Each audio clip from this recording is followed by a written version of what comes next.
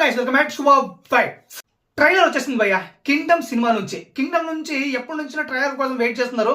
Just 4 days ఉంది ఇంకా release కి. బట్ అప్పుడు ఇంకా ట్రైలర్ అయితే వచ్చేసింది. కొంచెం లేట్ గా రిలీజ్ చేశారని చెప్పాలి మొత్తానికి సినిమా అయితే.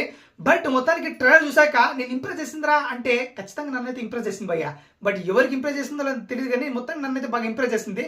బట్ ఇంకా క్లారిటీగా చెప్పాలంటే ఈ ట్రైలర్ గురించి ఇంకా స్టార్టింగే క్లియర్ కట్ గా కథ ఏంటో స్టోరీ ఏంటో చెప్పేశారు భయ్య.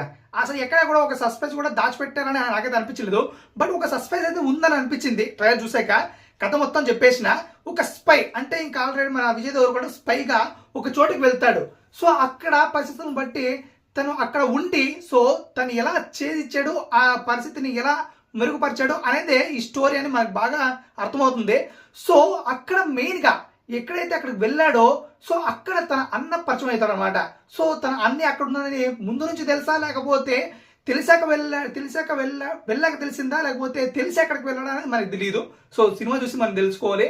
సో వాళ్ళ అన్న వద్ద ఏం జరిగింది, సో మోస్ట్ వాంటెడ్ క్రిమినల్ అతను, సో అతను అన్న, సో ఏం జరిగింది వీళ్ళిద్దరి మధ్య అండ్ లాస్ట్ ఫైనల్ గా ఏమైంది అనేది ఈ సినిమా కథగా మనకి అర్థమైంది. అండ్ ఫైనల్ ఈ స్టోరీ విన్నాక, ఈ స్టోరీ చూసాక ట్రైలర్ లో నాకైతే కేజీఎఫ్ గుర్తొచ్చింది భయ్య. ఫస్ట్ పార్ట్ కేజీఎఫ్ సేమ్ ఇలాగే అనిపిస్తుంది అనమాట మనకి. ఫస్ట్ పార్ట్ కేజీఎఫ్ లో యష్ అక్కడికి వెళ్తాడు ఒక చోటకి, ఘోరంగా ఉంటుంది అక్కడైతే పరిస్థితులు. సో ఇక్కడ కూడా విజయ్ దేవరకొండ సేమ్ అలాంటి చోటకి వెళ్తాడు. ఘోరంగా ఉంటాయి అక్కడ పరిస్థితులు. మామూలుగా హింసీడు ఓ రేంజ్ లో ఉంటాయి ఇతనికి పనిష్మెంట్లు అయితే. సో ఇక్కడ కూడా సేమ్ అక్కడ కూడా అంతే, ఇక్కడ కూడా అంతే, అలాగే ఉంటుంది స్టోరీ లైన్. బట్ కొంచెం భిన్నంగా తీర్చిదిద్దాడు డైరెక్టర్ అయితే. అంత బాగుంది. అండ్ మెయిన్ గా లాస్ట్ పార్ట్ లో ఎవరైతే ఆ గుర్రం సీన్ వెళ్ళేటప్పుడు ఆ మాస్క్ అతను కనబడతాడో అది ఒక ట్విస్ట్ లాగా అనిపిస్తుంది భయ్య నాకైతే. ఖచ్చితంగా ఎవరో ఒక మాస్క్ లో ఒక గెస్ట్ రోల్ అపియరెన్స్ ఏమో ఇవ్వచ్చు అనిపిస్తుంది. మరి మీకేమనిపిస్తుంది? తప్పుడు మన కంట్రోల్లో తెలియజేయండి. అండ్ నాకైతే ఈ సినిమా ఓవరాల్ గా చూసాక ఖచ్చితంగా ఈ సినిమా ఒక వర్త్ వాచ్ లాగా అనిపిస్తుంది. ఖచ్చితంగా హిట్ అయ్యేలాగే ఉంది స్టోరీ లైన్ కూడా.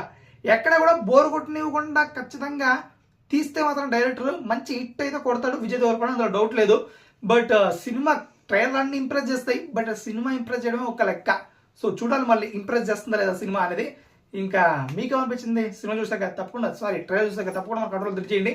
ఇంకెందుకు కలిసి సబ్స్క్రైబ్ చేసుకొని వెళ్ళండి.